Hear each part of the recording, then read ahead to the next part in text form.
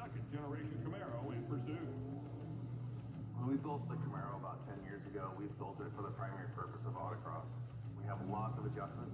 So the JRI shocks and Mike Meyer, when he built the car, was made to get around tight corners. And because of the different surfaces that we're traveling around, and you may have a lot of grip one place and not a lot of grip in others, you need to have that adjustability so you can get the car to maximize the turn-in, the tightness, the grip. And then because it has so much range, it's able to do really well also on the road course. Brian Hobaugh would make his presence known by leading most of the day, while a battle of first-gen Camaros would take place. That style of course really fit the car well. There's a lot of big players out here.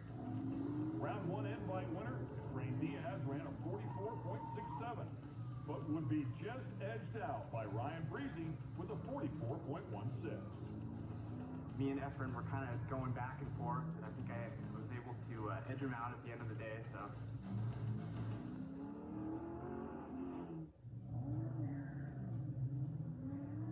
Let's go side by side in our classic car liquidators GTV category.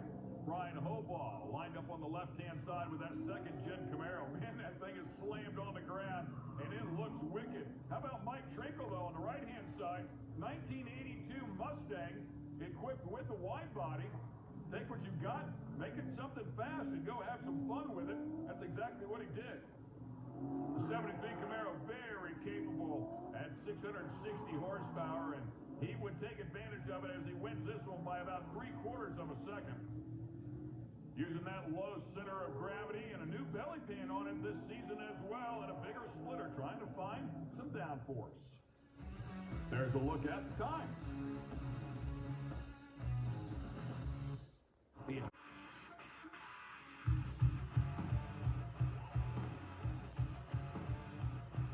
With 2020 OUSCI champ Chris Ramey moving to the Holly EFI GTL class, the Classic Car Liquidators GTV class suddenly became wide open for competitors. Series veteran and former OUSCI champ Brian Hobaugh returned to competition after sitting out the 2020 season, and several new faces showed up looking to make a name for themselves. Efrain Diaz got 2021 started off right by taking the GTV class win at Las Vegas. But it's Nick Relampagos who's taken control of the class on the strength of a round 3 win and a round 1 runner-up. His second-gen Camaro is an all-around top performer, always scoring high in the Lingenfelter Performance, Design, and Engineering competition while excelling in both the Autocross and Peak Performance Challenge. Another second-gen Camaro we expect to see at the front is the one belonging to Brian Hobaugh, who spent all last year making changes to get ready for 2021. While he would experience problems at his first 2 events in 2021, there is no doubt that Hobaugh will get his Camaro sorted out, and he'll be a force to be reckoned with come OUSCI. We basically took last year off, worked on motor development with Master Motorsports, and we also put in some aero that we didn't have before. We put a longer splitter in the front, we put some side skirts on it, belly pan, and a new diffuser on the car. So we're really trying to take advantage of the aero that the car is lacking due to being a second-gen Camaro. It's kind of moving a big box through the air, so we're doing whatever we can to get more power into it and make it stick.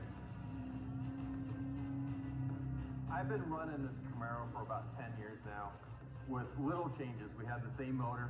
It was a good motor, made about 600 horsepower, and the suspension hasn't really changed. Aerodynamics hadn't changed. Really nothing changed. It was a great car, and I didn't think there was really need to change it. But competition's getting more fierce every year.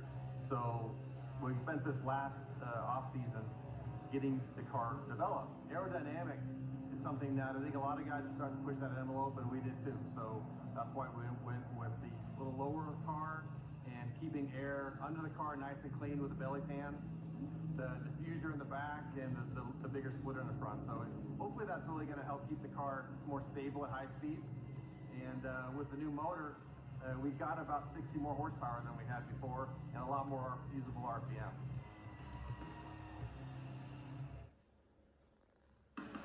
Falcon Tires road course goes to Dave Schatz. Let's go side by side in our classic car liquidators GTV class, featuring Relampagos and Hoball, two second-generation Camaros, both in orange, both blowing smoke off the front tires, but it was Relampagos on the left with the better of the two times.